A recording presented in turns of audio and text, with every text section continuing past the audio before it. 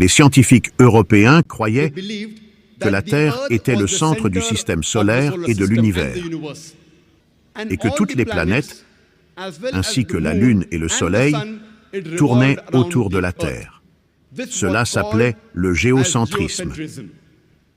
Et cette croyance existait depuis l'époque de Ptolémée, au IIe siècle avant Jésus-Christ, jusqu'au XVIe siècle, jusqu'à ce que Nicolas Copernic, en 1512, propose la théorie héliocentrique du mouvement planétaire. Il affirma que le Soleil était le centre du système solaire et que toutes les planètes, y compris la Terre, tournaient autour du Soleil. Plus tard, un scientifique allemand du nom de Johannes Kepler, en 1609, écrivit dans son livre intitulé Astronomia Nova que non seulement les planètes et la Terre tournent autour du Soleil, mais qu'elles tournent également sur leur propre axe. Quand j'étais à l'école, j'ai obtenu mon diplôme en 1982, il y a plus de 25 ans, et j'avais moi aussi appris que les planètes et la Terre tournaient autour du Soleil et qu'elles tournaient sur leur propre axe.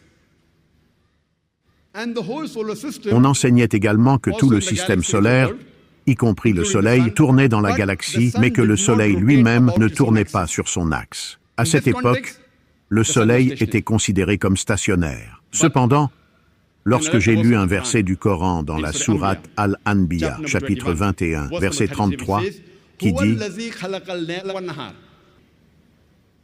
C'est Allah qui a créé la nuit et le jour, le soleil et la lune, chacun voguant dans sa propre orbite. » Le Coran affirme que le soleil et la lune, en plus de tourner autour de leurs orbites, tournent également sur leur propre axe.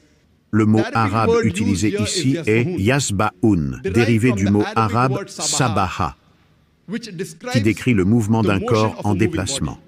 Si j'utilise ce mot arabe « yasbaha » pour une personne qui se déplace sur le sol, cela ne signifiera pas qu'il roule, mais plutôt qu'il marche ou court.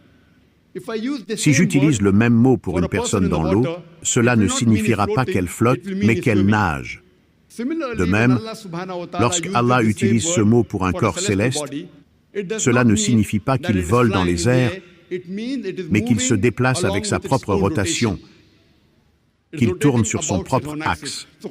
Ainsi, le Coran